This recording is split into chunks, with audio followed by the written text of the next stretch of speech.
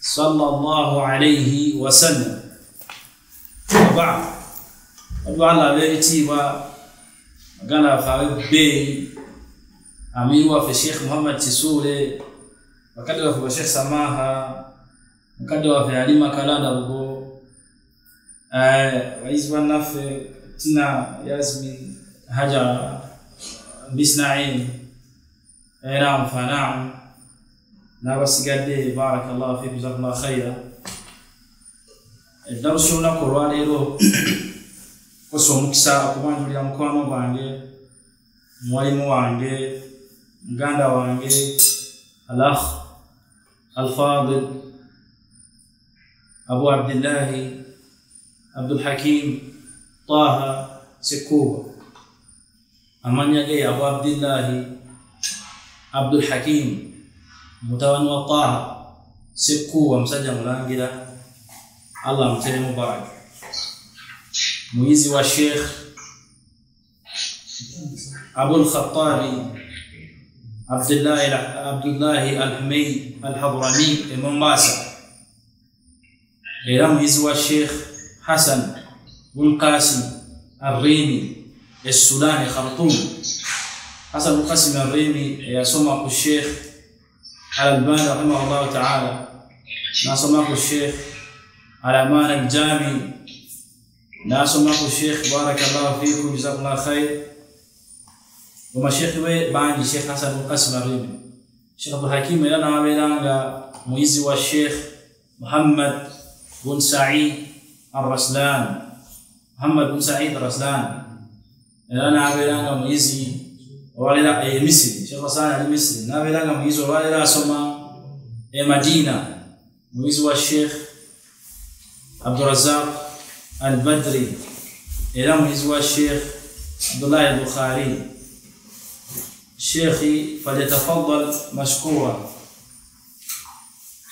شيخ أبرينغا أجينا ما بارك الله فيكم أتوي مبي الله بيهم ودي بالبي يا باشا جوكيزانا بيو بارك الله فيك جزاك الله خير. شيخ أبرينغا تفضل حبيبي الله يبارك فيك. سنة الله عليك. الله جزاك الله جزاك سنة الله عليك. السلام عليكم ورحمة الله وبركاته.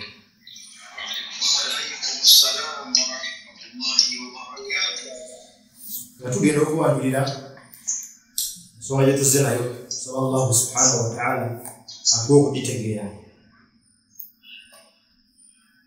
Katandike n'ekigambo bwe kiti. Bw'obuuzibwa Allahu subhanahu wa ta'ala yakuwa amagezi. Bangi mbadde obuuzibwa amagezi gano Allah ge yakuwa gali mu kitundu ky'omubiri gwo. أين العقل أو أين محل العقل في بدنك؟ الله سبحانه وتعالى هو ويسى على جزيكو. نعم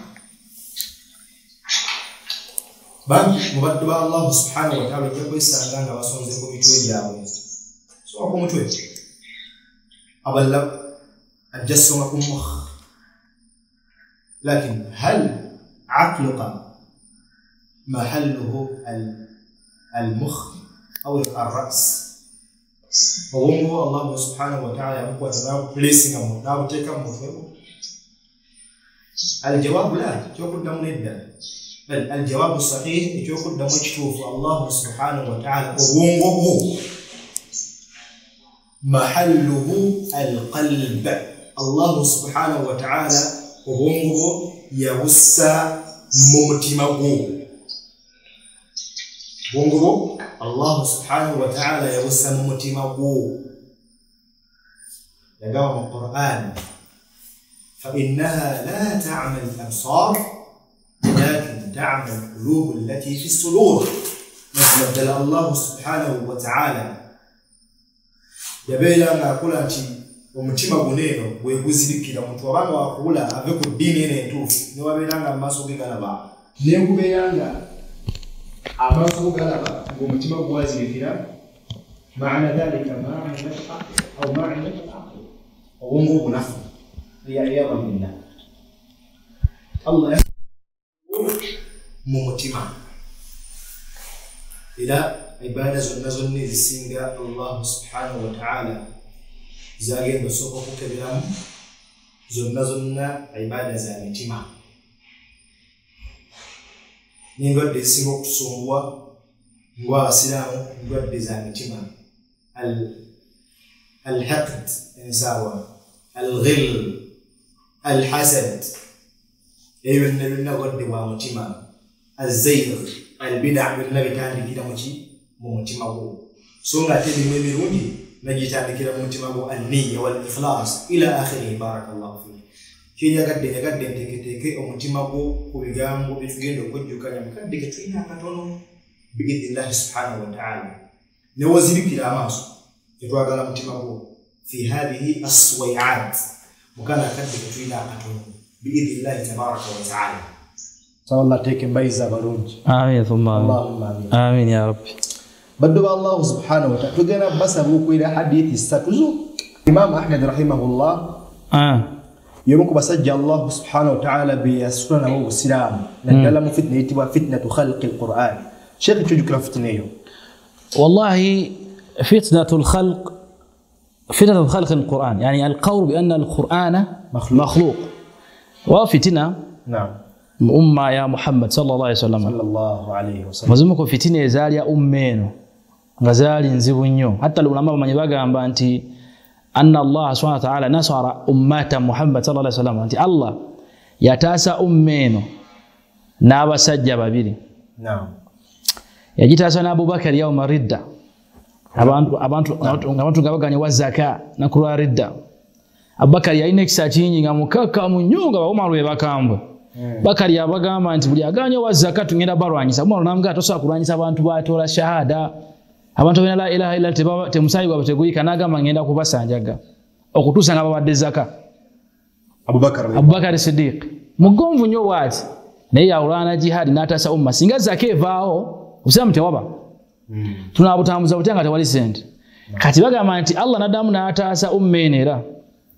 bi Imam Ahmad ngaisa ku Imam Ahmad ya ayyam alfitna kasala ka fitna hiyo kabaka avana agamba anti Qur'an si bigambo bya Allah yani alquran makhluq Allah yatonda bitonde si bigambo bye si sifaze atenga Qur'an kalamullah sifatu rahman wa kalamu kadhatihi ebigambo binyanga yike nyini Allah bigambo bya Allah yabiyogerera nyini Allah yayogera katinga kabaka agamba nedda bagala chusa makulu ga Qur'an nga manyi ahlul bid'ah wal ahwa Imam Ahmad nagamba nedda القرآن كلام الله غير مخلوق القرآن بيغامبو يا الله سيبيتونde kabaka nagamba Musa aga buli mumanyi yenna yavaayo nagamba nti Qur'an bigambo bya Allah ngaasibwa ngattibwa asinga battibwa Imam Ahmad yagana fasobara nagumikiriza kati babumanya abasinga ne batuka ekiseera nga kasita kabaka ateekawo embeera nga yakkiriza embozi neggwa kasokkiriza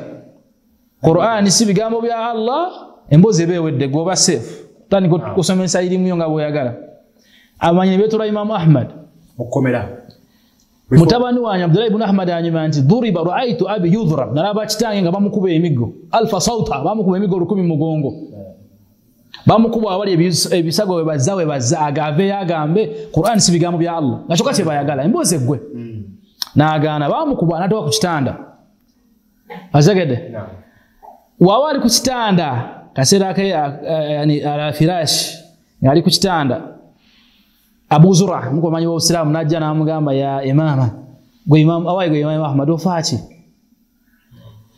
lwachi toddamu olwokutya kubanga musiramu kikkirizibwa obera otidde obulamu noddamu nogamba nti Allah taliyo wa qalbuhu mutma'innun bil naye nga kasitobanga omutima gukkiriza nti Allah yakutonda era Allah jali era osinza Allah naye noddamu owonye obulamu omaloka ende maaso kale Imam Ahmad bamugamba damu ajib taqiyan damu olwokutya thumma nuqarriru al-aqidata sahiha omatudemu ki tusomesa abantu aqida entufu nga tudizibwa obulamu ne kati kabaka agenda tutta agatuga nosomesa fa abana agana nagamba Abu Zur'a fuluma wabweru ali ku kitanda naam kiki kyolaba omalojjo mbulire kyolabye Abu Zur'a nafuluma namga nakomo namga kikyola namga ra'aytu alafa talaba nabi 10 z'abayizi ma hum aqlam wala awraq baina makalam nempapula yaquluna madha qala al-imam bagamba imam agambye eki Imam Ahmad nagamba udayya nafsi nenda kweryaza amanyanze oba nzitibwe oba nfanfe wala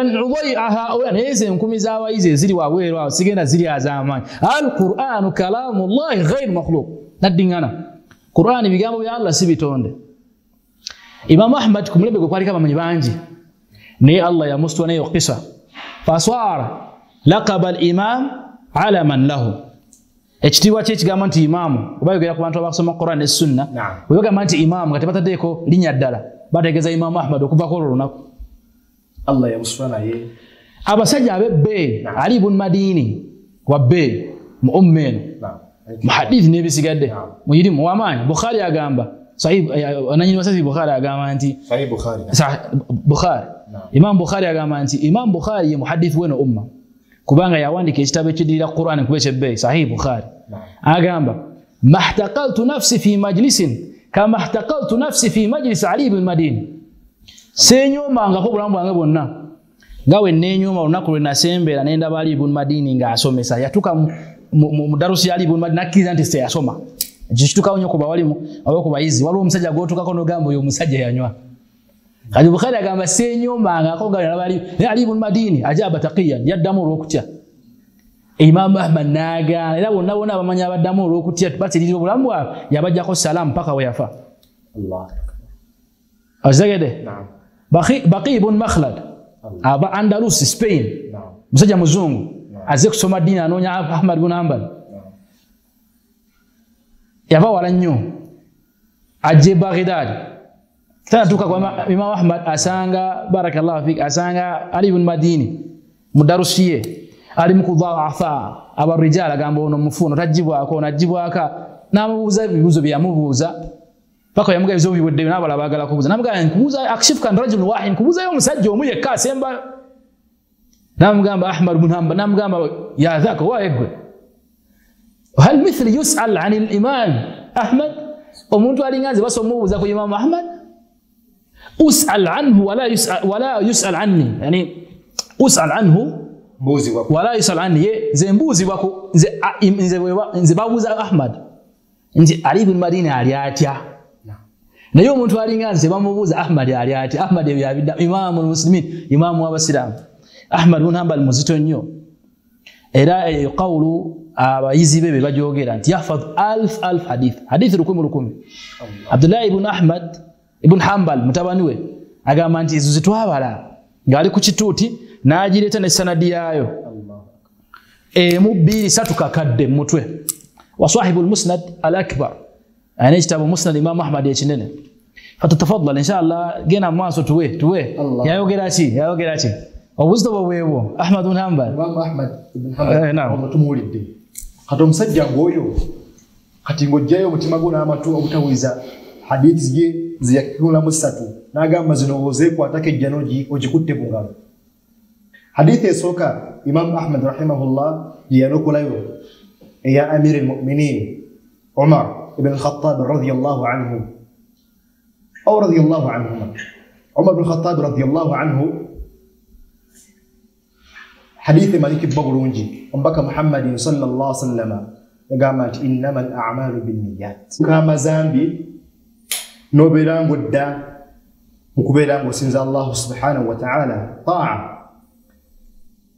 بچيبا انت كسينغو كاchitundu kyekirimu amaaso yago kyekirimu amazambi yago kyekirimu embeere ekusika ekuzze mazambi kisenguke ogende mu kitundu ogende osinziza Allah subhanahu wa ta'ala وهذه هي الهجرة تشيتي وهجرة نعم ماذا بارك الله فيك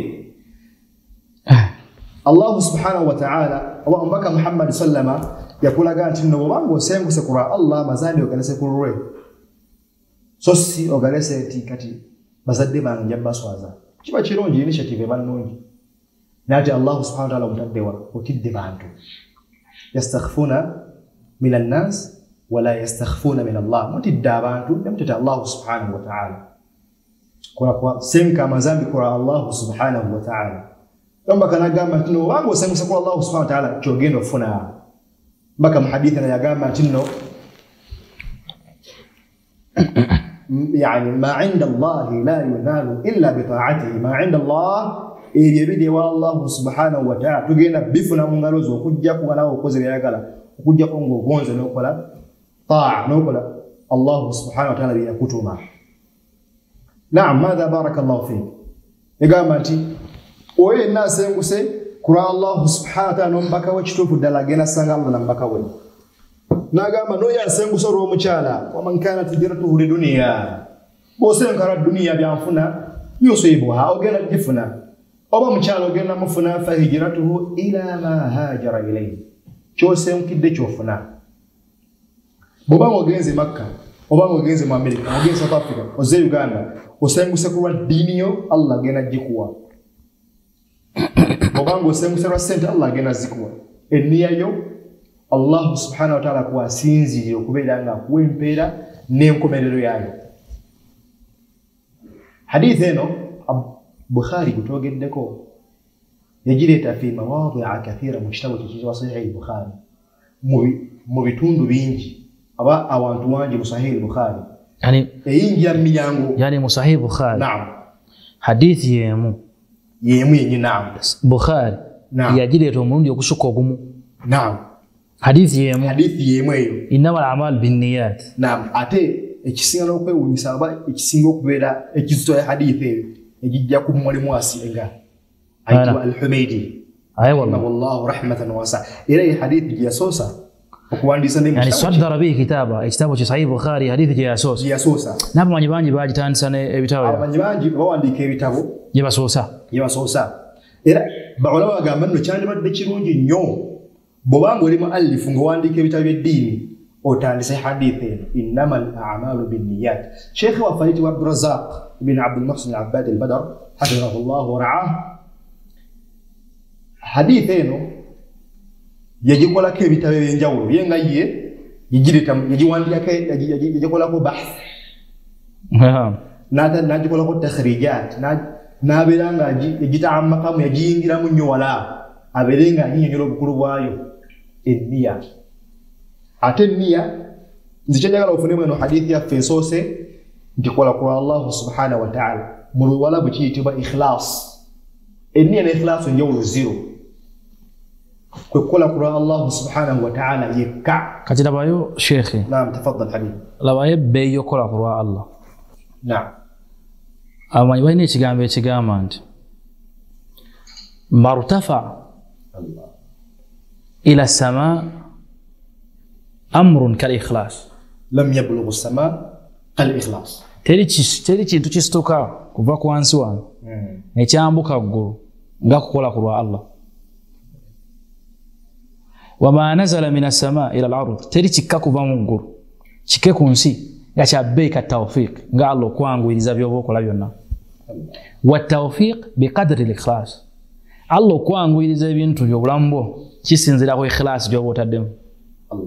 Hadith eno mu byebbeeyi ebigirimu min jawami' al-kalim mu byebbeeyi obubaka Allah engeri gye yalondangamu ebigambo by'akozesa ebbeeyi kirimu nti barakallahu fikum jazakumullahu khair. Omubaka Allah sallallahu alayhi wa sallam mu hadith eno yagisengeka mu kusengeka kw'ebbeeyi yagamba nti ng'abayo ekyokulabirako yagamba nti faman kanat hijratuhu ila Allah wa rasuli fa hijratuhu ila Allah wa rasuli. Wamanyi bagamba oyatuka kukola ku Allah n'omubaka we yakiddingana oyo naye n'abanga ekimusengusiza Allah n'omubaka we hijira ye eri ku Allah n'omubaka we oyatuka ku dunia n'abakyala yabiwewula. Waman kanat hijratuhu ila dunya yusibuha haja jifuna yakiddamu tinno waman kanat hijratuhu ila dunya ila dunya aw fahiyatuhu ila dunya ayabigana yagaba yusibu hajafuna waman kanat hijratuhu awimurati nato nasengu ko rwakakyala kalungi akegombe mashallah kavudde makagaze Madina nakagoberera yankiho hajakawasa asagere ate bino tebina garanti ayinza okuwa n'obutakuwa naye okola ku lulwe n'osengo yangu oyagala tasa sunna ze akusitula n'abikuwa lazima Allah tali azamaya yani wama rabbuka bidhallami lil abid Allah talina muddu gwaki gwali azamaya barakallahu fi nsonga eyo naam mu Luwalabu banna balagha abantu babbalagha naam baba n'abantu Luwalabu kasita oyogera odingana ekigambo oba tawkid abo wochi akad yufidu tawkid obero kikakasizaawo bei yakyo barakallahu fik kati yaddingana kiri kyokka kiri kyekyebeeyi ku bino bwengamba kino Imam Ahmad huwa man huwa Imam Ahmad yoyo kyo kitegeeza wetegereza ali oyo muka mashallah tabarakallah hadawaya kama faman kanat hijratuhu ila Allah wa rasulihi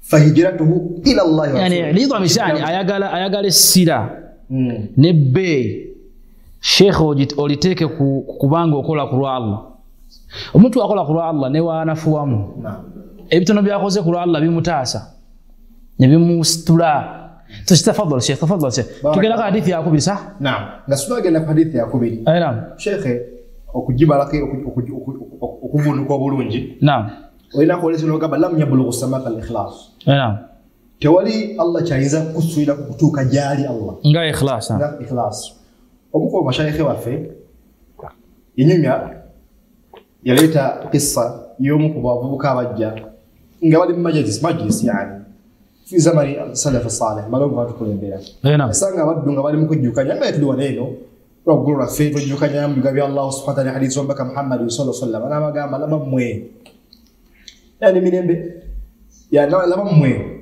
muri waneno mutudde mubela sahih Bukhari sahih Muslim takhrijati ono munafono abantu bagenda babanyeri bizungirizi genda mukuru bakoze ebizungirizi bali ku mazi bagenze mazi walomvu ko haji yakole ekizungirizi kigenda ku mwezi abantu basula tiketi za gwayo kati muri wano mutudde muri mu hadithi tabanna bagenda tiketi za 2030 tiketi za gwayo 2035 tiketi za gwayo nda mamushi ali ku hadithi eno nafo eno ntufu bichi ebi muchade mu fiqhi abo ikitegedde uzu kati imikono giteka swala nabagamba muri wano abantu bagenda ku mwezi shekhe ayasomesa yamudamu namugamba ntino anta al-muflis bainana nze ndawa gwe muflis kiza kivuna gwe munako gwe atafunye gwe afiri dokusinga ntino ma jalasta ma'ana totude nafe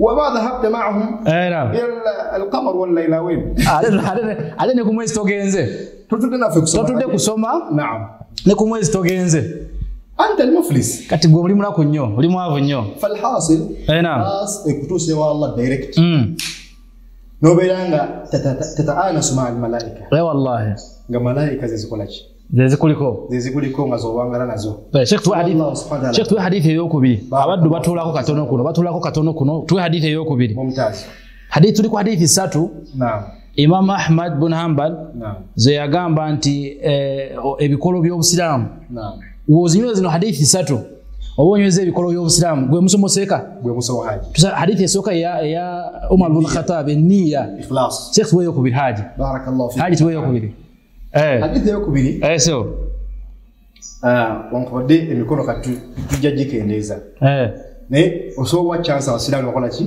nebagituwa leka tujibawe kabajituwe bayizi balungi daru arukam bayizi ba amani barakallahu fikum bajituwe akadde kamala kadde kama Sheikh Samaha tuwo muyiza atu hadithi Sheikh Samaha habibi ayra anajitwa tafadhal agende maso tumuulira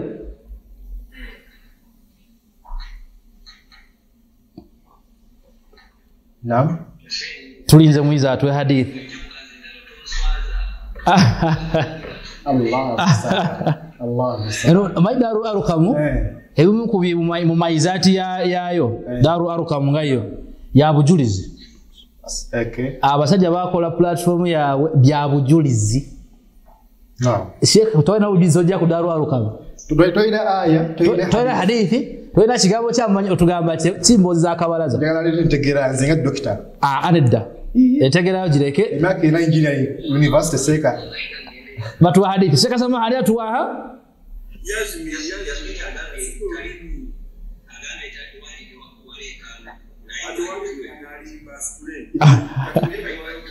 Aira watu tuomula la haji akichali kunaji asoka stule mbuli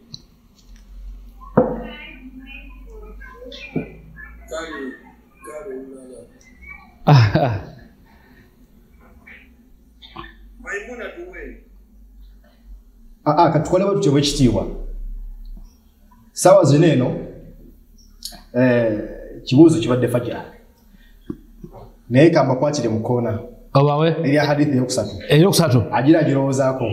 Yokubiri ko giba. Nzobudde tete hadithi yokubiri. Wabula barakallahu fikum wa jazakumullahu khair.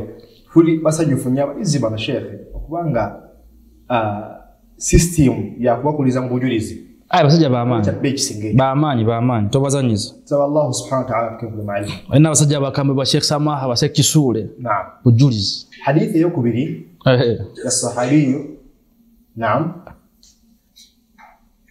Sura Sheikh genda tata maso. Naam. Tuinao kachai kaka, nota kachai kaseka, kateke wana. Hadithi jawo gilasi ya gundu tekeo kachai, tekao kachai. Nu'man ibn Bashir radiyallahu anhuma.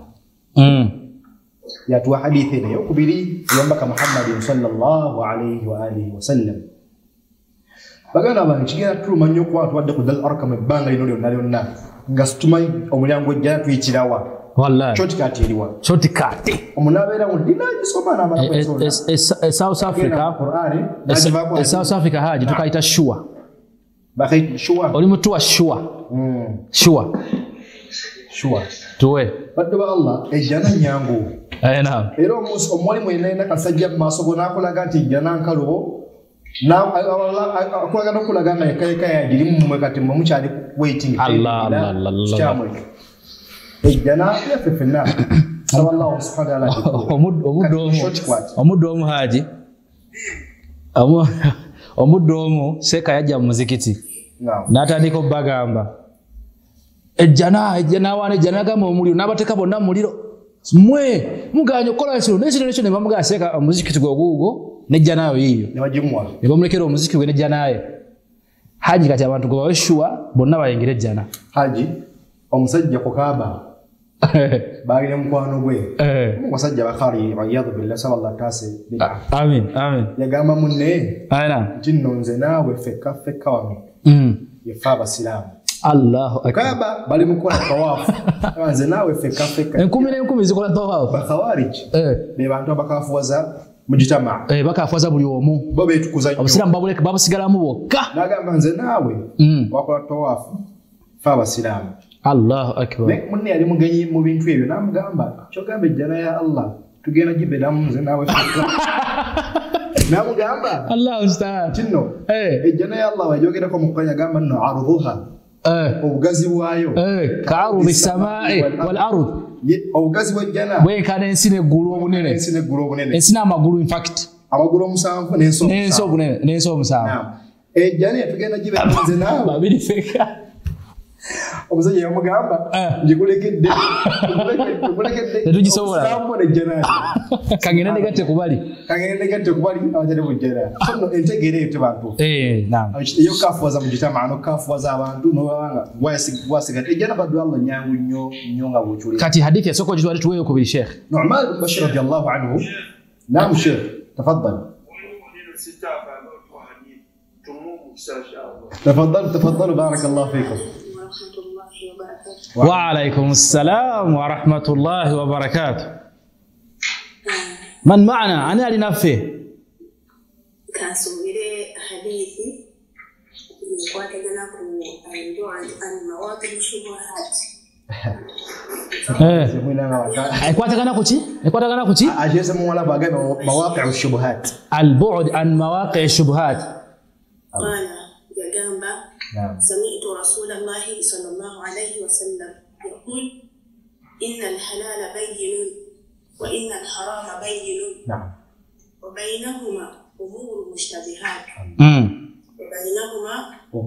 مشتبهات لا يعلمهن كثير من الناس فمن اتقى الشبهات فقد استبرأ لدينه وعرضه ومن وقع في الشبهات وقع في الحرام كالراعي يرعى حول الحمى يوشك أن يرتع فيه ألا وإن لكل ملك مالك نعم ألا مالك إما الله محارمه ألا وإن في الجسد مضغة إذا صلحت نعم صلح الجسد كله وإذا فسدت فسد الجسد كله ألا وهي القلب.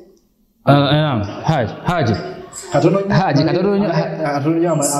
نعم إلماني ومسلم بخاري ومسلم. حاج سيكا عبد الحكيم. نعم شيخ.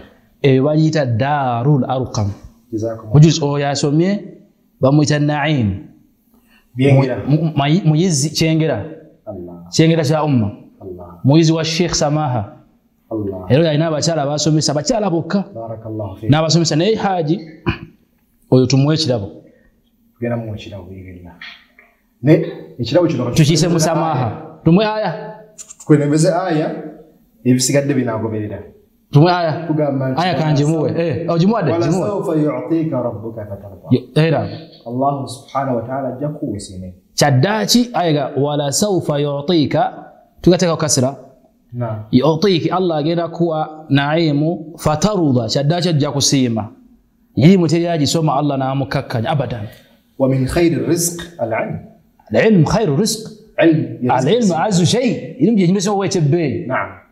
أين فنام تعالى مسيمة شيخ تنجن الحديث أيوه باجي تودي. بارك الله فيك وجزاك. أحسن الله فيها. أحسن الله إليها. نعم. بك.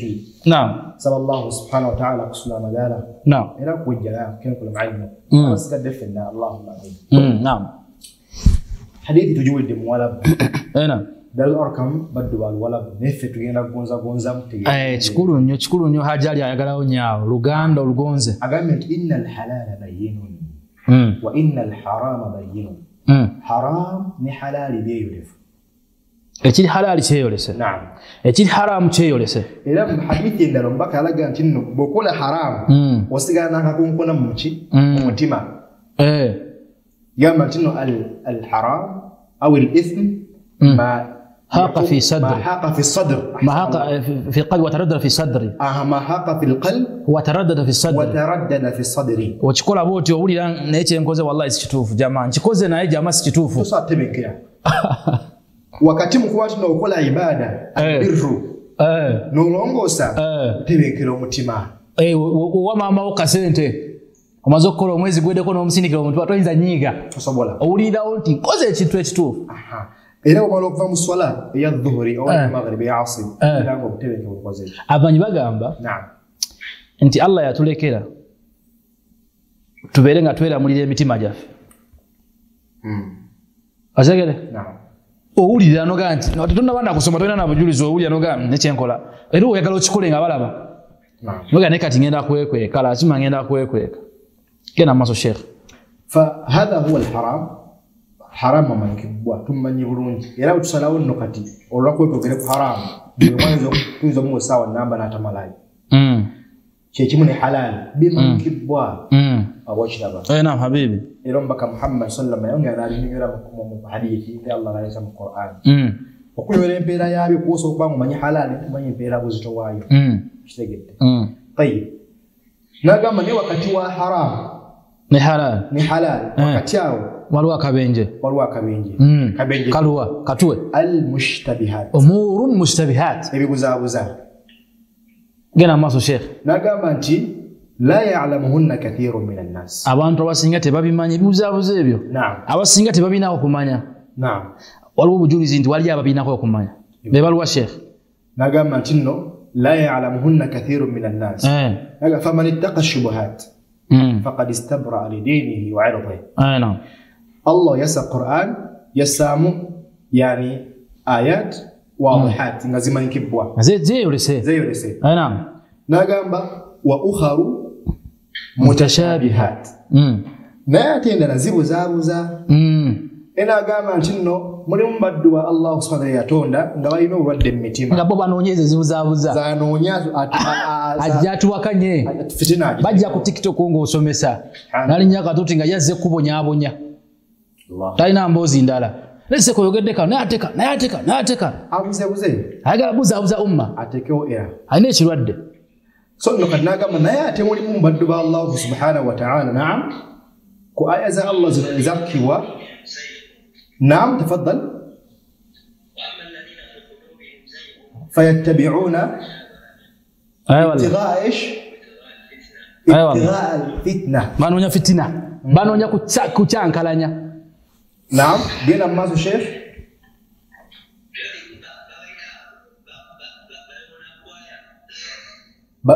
بينوناني كوايا الله المستعان قد اتبدوا بللا الله يا علمه الله سبحانه وتعالى akulaga ibinja ibiri mu Qur'an ekibenje ekisoka bushira aya ngazigamba halal haram bakiriza tebadde mukubuza naam aboshitegedde idha qada Allah wa rasuluhu amran Allah waleta aya yonna mu Qur'an beteka yonna bagona bugonzi ne baligoberera abo beba ina ilmu embamba na balla bagobera shubuhat ibtigha alfitna ngichigendera kubeera nga batekawo fitina batabula ya billah leo mpaka Muhammadin sallallahu alaihi wasallam gwe agale jana yakuwe dagala mweno hadithi inagamba famani taka shubuhat dagali yenkuwa gwe agale jana eyuzabuza bireke byesonywe bera wala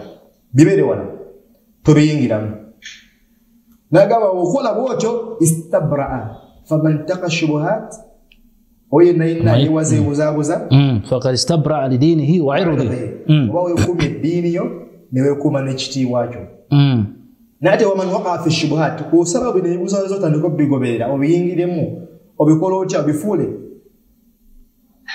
waqa fi alharam ogena go haram owo gudem haram tawal yani chwe chitegeza wewe wale haram wewe wale shubuhat wewe wale uzabuza obiyingiramu ya kuone chokulabira ko mbaka Muhammad sallallahu alaihi wasallam twagambe buli haditho ajireta na kuone chokulabira ko na kugaziza usotegera atenga kijja mu budde wa fawru nabi nimbi jibali ko mbaka Muhammad sallallahu alaihi wasallam yagama tinno farra'i na wala ba umulunzi yar'a hawla al-hima yushiku an yarta'a fihi wala ba mulunza alunda byolunda nenga neibawo aizo banga ali balukonde olundira ku nsalo ze wankwade proti yekoze osibye entezo ku lusalo wali musajja ina amalagala ge gali eri naye ento omugwa gosibye oli ku nsalo proti yo ino jimalayo niyo mala proti yange rase etima Allah musta'an no sibe ensolo ku nsalo wali malagala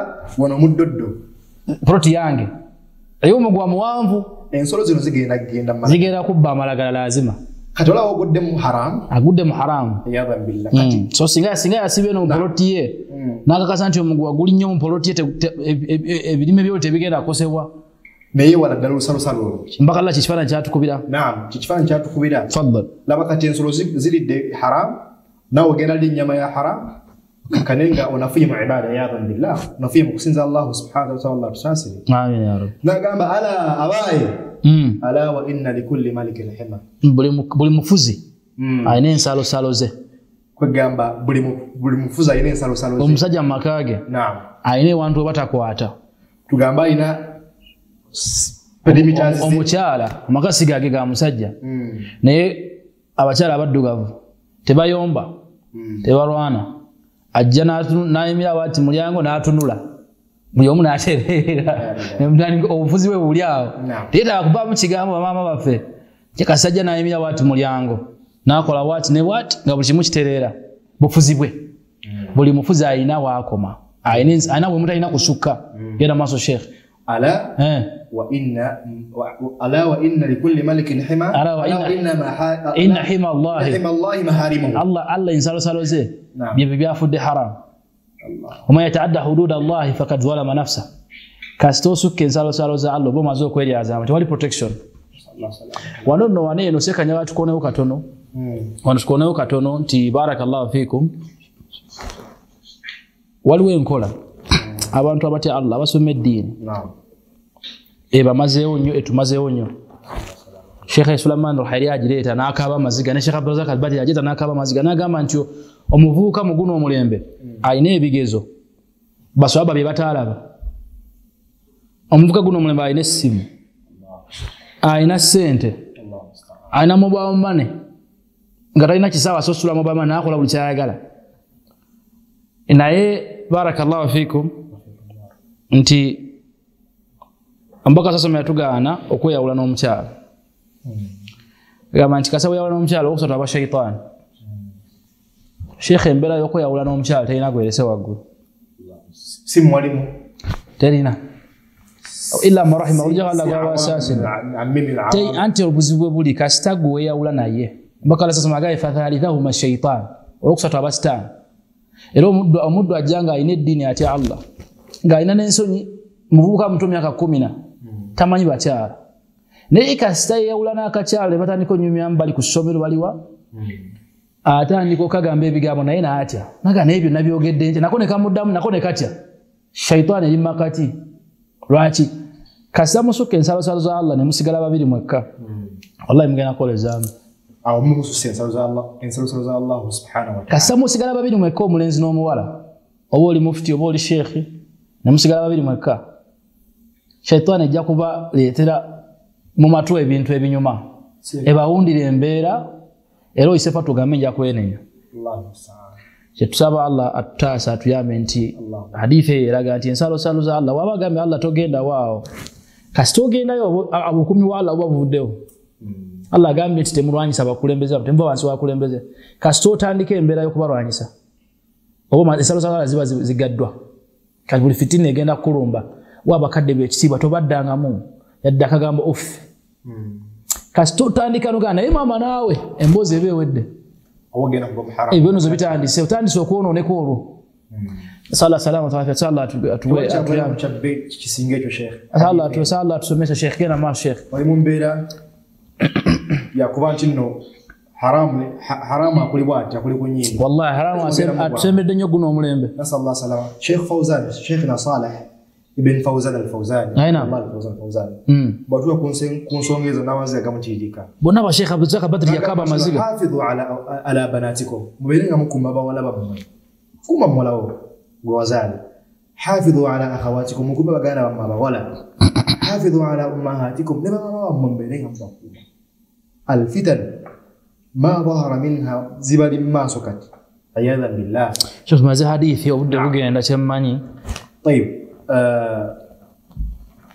الله أمبك محمد صلى الله عليه وآله وسلم حديث يا جماعة أتوزب شيء راسوسي رجع ما شنو ألا وإن في الجسد مضغة إذا صلحت صلح الجسد كله وإذا فسدت فسد الجسد كله الله يقولون لهم شيء ما موجود شيء ما يشوف كاستشبه شفودي كاستشبه عن شفودي إني واسقد توجهنا وكله ikasechina machife echo omubiri gonna gufa naye kasechirongooka omubiri gonna gulongooka kinyama kyejo ala wa hiya alqalb gwe mutima naye omutima guno kiba kitegeeza gulina endwadde kuba izo gamanza omutima gwe mulamu naam nga gukuba naye nga gulimu endwadde gulina endwadde nnyingi omutima nnyo wazoogedde nga tutandika omu ku basheekhe e Uganda alina ettutumu ly'amaanyi sheekh Kiti yankubira ekifaananyi ekyannyumirako ensonga yagamba nti barakallahu fiika yagamba nti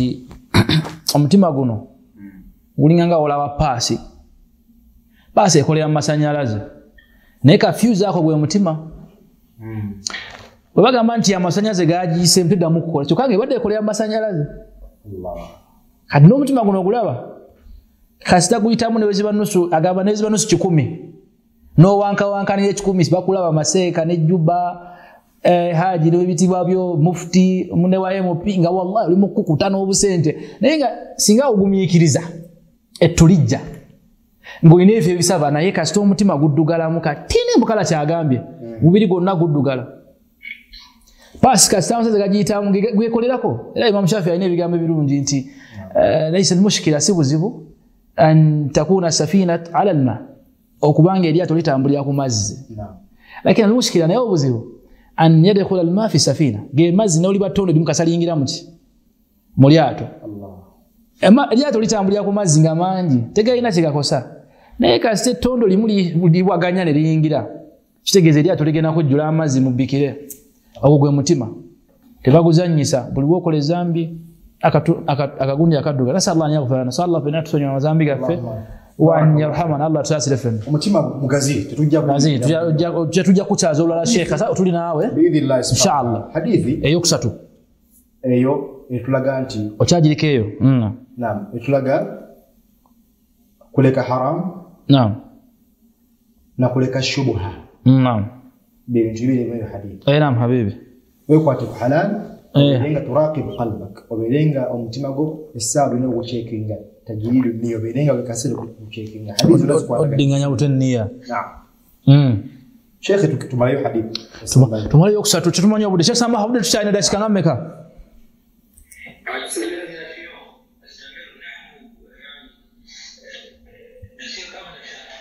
طيب ان شاء الله كده ماشي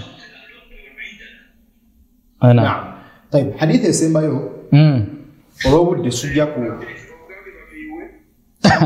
لدى الشيخ بارك الله فيكم حديث يقصتو bani majuirako evaku bajituwe abayizi bakambwe bajituwe bakkiriza bagambe Sheikh Samaha agambye obudde we uli abantu bali hadithi bajituwe tunyumirwe naam Sheikh Samaha hadithi yokusatu mujituwe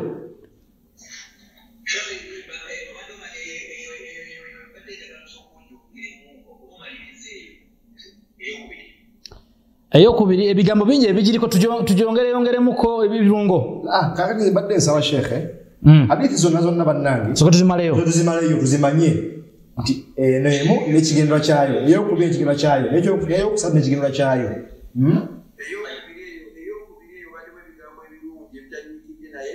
inshallah no kolewo t-shirt wabanga lwe kibuze ekitale ekyamangu kuyokubiri bakirete okigaye seka kyempa nkwaga natambulanga nawe seka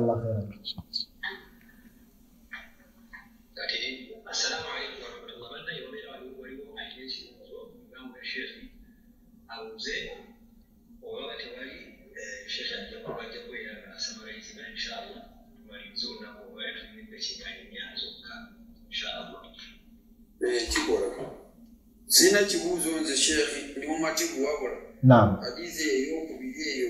Egaziyemu. Tebade yo gasibo tegaziye yaike chaiko gaziba Sheikh. Kakati saka tuwe kusatu. Nze okulesa tumale tugaziyemu ngatumaliriza. Allah subhanahu wa ta'ala. Hadithi zino zonna nga wozira besatu. Amazima gali tuli hadithi yetaga osoma mulamba. Ebitabo bino bituyina wano bwebikula Sheikh barakallahu fik buli hadithi ojja ulama bajiwandikira buli hadithi kitabo kyayo kiramba wallahi fikati tuziristinze buli stinzi wano era Sheikh yangambe na hadithi zoboko nako okiraba abaddola tumanye at least jana tujitwanira tujjabala kusoma kabada nambe ebitabo obana fitso gezaako tukolashi funza barakallahu fik ati chuli chabenda kumanya milango jiri hadithi ene kwa tujje pimina ma huwa shubuhat ma huwa kadha wa ila akhirih tuizo kuanguya barakallahu fik atida shikato wakati hadithi yokusatu Sheikh Ali barakallahu fik evaku mama wawakiliza iti wa Aisha radhiyallahu anha wallahi as-siddiqatu binti as-siddiq alikiriga wingi owamazima yazali owamazima Allah akbar mulete seka na mwagala nnyo naam muwala wange ya Aisha Allah simuzanyira ko anta Abu Aisha Abu Mulla naye muwala wange omukulu amta Aisha Allah ibarik naye mubeyiye sawa Allah subhanahu wa ta'ala omukyale yasinga kwata hadithi zo mubaka eta hadithi tuomerwe hadithi igamba nti mpola jirete mpola nungi nyo hadithi hiyo shehe hadithi hiyo kola wote naam hadithi ya Aisha almu'minina mama wakiliza naam as-siddiqatu bintu siddiq naam owamazima yazali owamazima hadithi yogera ku kikolo ekyokubiri kukakulizako okubiri Allah okukiriza emirimu gy'abantu akasoka twagambye ikhlas akokubiri mutaba kugobera mbaka sasama naam hadithi no chekegeno yimirizao omwiza ajituwe ajina hadithi omwizi tafaddali gena maso Achaliwo sesa mahumuliza achaliwo li atwa hadithi eri.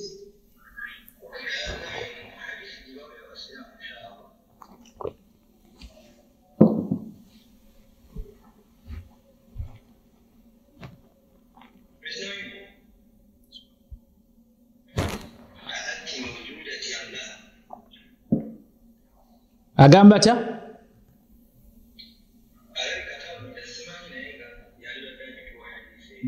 Jitoe Sheikh. Hadithi eno ina riwaya mbili. Riwaya soka ilimu Bukhari, dalili Muslim. Dalili Muslim. Yajja bitabo bibiri ebi bisinga okubeera ebituufu naam. Man ahdatha fi amrina hadha ma laysa minhu fa huwa rad. Oyena ateka wajweteka. Man ahdatha atandika fi amrina hadha munsonga ya feno ma laysa minhu bitali byamuyo fa huwa rad. Bigina mudiziwa. Naam. Riwaya ya Bukhari. Riwaya Bukhari. Kati riwaya ya Muslim negamba man amila amalan laysa alayhi amruna fa huwa rad. Haji ndako. Man amila amalan mtu akola omulimu. Naam. Laysa alayhi amruna. Ninga teguliko ndagiriro yafe. Ayinza banga omulimu guno. Gakabalaza. Bakabalaza. Teguliko bujulizi. Fa huwa rad. Nagamba siku gunjiza. Aba manthura. Nenga nze sanze bakadde bange bajjajja bawali bange abasomesa bange ngabakukola. Bange nimbakola. Hadithi esooka eri mu Muslim eri mu Bukhari. Naam. Man ahdatha kastozula n'otandika bwakitandiseyo. Eniko atandiseyo. Naam. Kati abasajja bavaayo ne bagamba sijja bakadde bafa abasinga. Naba ne mu Qur'ani by the way. Abantu naona abagoberera okwagala kw'emitima beekwasa bagamba. Nahnu wajadna au inna wajadna inna au nahnu inna wajadna abana ala dhalik ala ummana ala nam twasanga bajjaffe bakitaffe twabasanga babikola hati gongamba nsino kiri haram kyoga matata wakirage na yingira jana jajja nejjajja bye bakola kyoga tebalina jana ombakala najjana abo n'abaddamu nagamba na amira amalan tusigwa gutandisa omulimu ogusanze n'ogukolerako gwagunjibwawo laysa alayhi amrun teguliko ndagiriro fa huwa rad gukudizibwa togenda gufunamu mpeera. Barakallahu ya salam naye shekhe awuddu abasinga ojja kwesaba akubuuza nti nno naye kati nga muziki mulimu kapeti tukozesa emizindaalo gineeno naye baba tubitandiseeyo musiga kalangi ku muziki ombaka akasiiga omuddamu kiseera gwaba amuddamu gamba la tegeera bulungi hadithi naam ombaka yagamba fi amrina mu ddiini yaffe mu nsonga y'eddiini si mu nsonga ya dunia eddunia gunjawo ennyonyi kola ennyonyi gwamanyi Allah yatuta mukole kola amasimu gwamanyi kati bakola bizungirizi gwamanyi gwamanyi akiraba naye eddiini toyiya tukola Allah yasiringako adinu qala Allah qala rasul qala sahaba hum ulul irfan ibn Qayyim eddiini Allah yagamba mbaka Allah yagamba basaba bagamba tewali kuongeramu Allah nasirinyako nagamba tino al-yawma akmaltu lakum dinakum wa atmamtu alaykum ni'mati wa raditu lakum al-islam wali alla mu Qur'an ayogera nti dini yajjula n'abasimira obusiraamu najjuliriza obusiraamu bwajjula tewali kati ezo omuntu man ibtada omuntu wazula mu busiraamu n'aletamu ekipya faqad zama anna Muhammad sallallahu alayhi wasallam kadhiba abaga nti Muhammad mulimba teyamala obubaka atinga Allah yamutuma kola ki Allah tasawa kutuma wozula mu dini banga nti Muhammad kano yabulamu kano kabulamu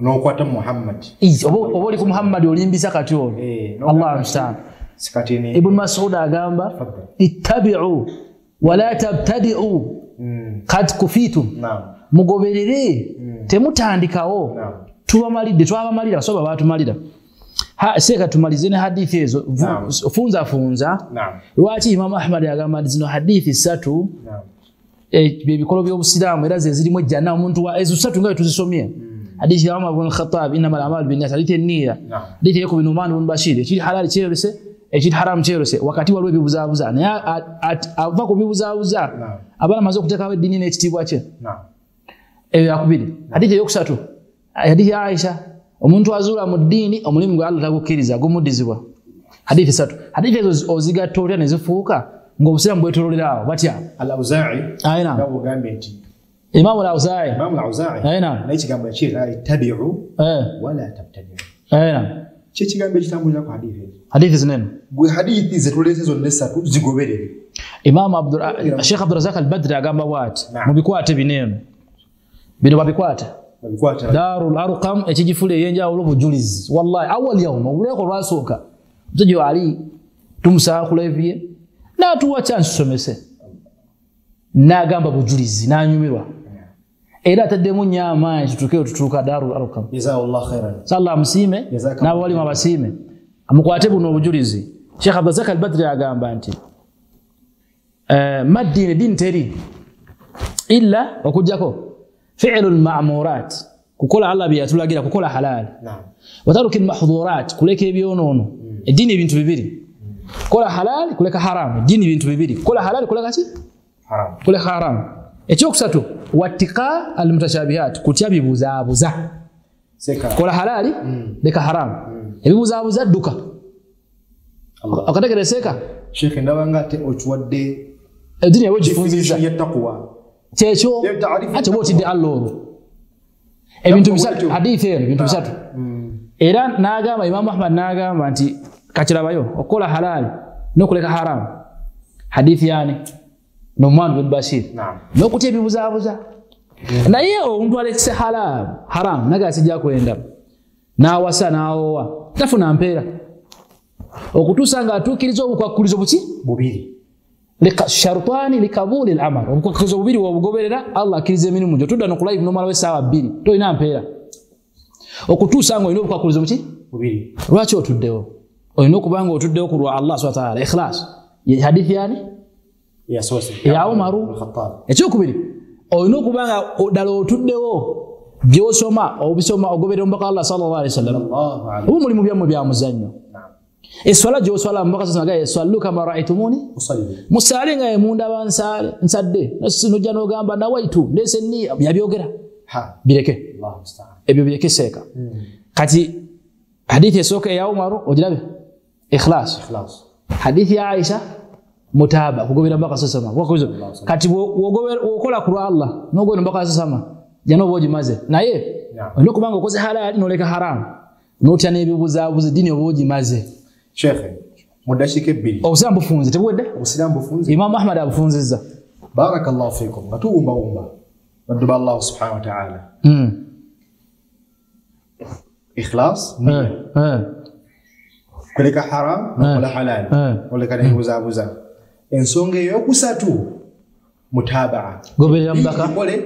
Ngombaka weje kusomesa sallallahu alaihi wasallam. Tia kuyiya. Tia kuyiya tikatinze mundaba yange kankole kansalenga bwendaba. La sala nga ngombaka weyigiza okusala. Kuba Allah yassa Qur'ani yatuma omuntu mulamba ajikole practical. Singa yali jesi yakola bukozi yantumye babaka. Yatuma mulaka mbaka mulamba nabena ng'obusilamu. Mataraka na hama yatuleka bwato tayo. Wakana khuluquhu al-Qur'an. Namvula ngempeze Qur'an. Nasallallahu sallallahu alaihi wasallam. Hijja Sheikh yonna yajiko nagamba khudhu anni manasikakum. Ne hijja yonna mujikole nga nkoze. Gawe njikoze. Wenjikoze. Watu bagena mu hijja seka. Era Sheikh hijja abagena mu hijja bakolengo mpaka bwe tebayongeramu. Teyongeramu. Wewale nnyo okubeeranga oyonona hijja yo. Sufyani Thauri. Naam. Kwe hadithi enia. Mu bigambo bya Sufyani Thauri ebyebbe yagamba nti ma alajtu shay'a sijjanja banko kintu. Sufyani Thauri mumanyi wabbe ashaddu alayya min niyyati sijjanja ko kintu ne kinziwa limanyi okujjanja be kiwundo ekizito oba sirimu ng'akuluma kale yaddeko agamba nti sijjanja ko kintu ne kinzibuwalira. Sufyani ayogera wabbe basajja babanga olwamba bonanga dini nagana ye niyya yanzibuwalira okujjanja niyya nzibu an-niyya al-ikhlas يحتاج الى الاخلاص. اخلاص يتاga ikhlas. Ishtegeza ngunanu yira okole kwa Allah. Wita gobelenga oyina ikhlas. Ubano gamba nsadde lillah tukuga gendo demu yetaga ikhlas. Ikhlas yetaga ikhlas. Sa Allah tukemba Allah mukhlasin. Imam Shafi'i naam tafadhal. Hadithi hiyo najogerako naye nagamba nti هذا الحديث حديث النية يدخل في 70 بابا من ابواب الفقه eyingire milyango nsanvu mu milyango ja fiqh. Naam. Yesoka muswala nia hijja nia kusiba nia atakusiba kwa genze kuwasa nia kutaraka nia Allah kuba mwana migo Chovolaba. Omwana akoze ebyono mukuba nia. Kwao kana muganda mu Busiraamu inamuleka kuki? Lillah. Kwagala ino kwagala ki? Lillah. Nia yagenda wala tosa choza jidduka mu buli mulimu kakwa kulizo. Ne Sheikh Kenya dokona ko hadithi ya Aisha. Yenamba 3 sayidi eyo. Egifule minzani y'Obusiraamu bwonna. Hadith Ashitegedde sho. Nti buli mulimu gonna soko okutunulire. Mpaka yakukola. Bugo ate yakukola gwo mwenyini gwekanyugira amana kukanyugira. Kuba singo onatuka mu maaso ga Allah kukanyugire kujja kubako ne kiboko ya billah. Wes buteke bali. Seka naye kaba kamanyiro. Naam. Nti gwoze maaso ga Allah ne byata kutuma. Hatu yagala ali kwemwe. Na musomesa. Asetinze ebitabo oba bya history oba byacha abambalimba. Naam. Nega John speak kunako zo mwezi wene yajja. Wojjane answer jatayagala. Musango. Omusomesa ayagala answers yakuwadde eziri mu katabo z'obooleta.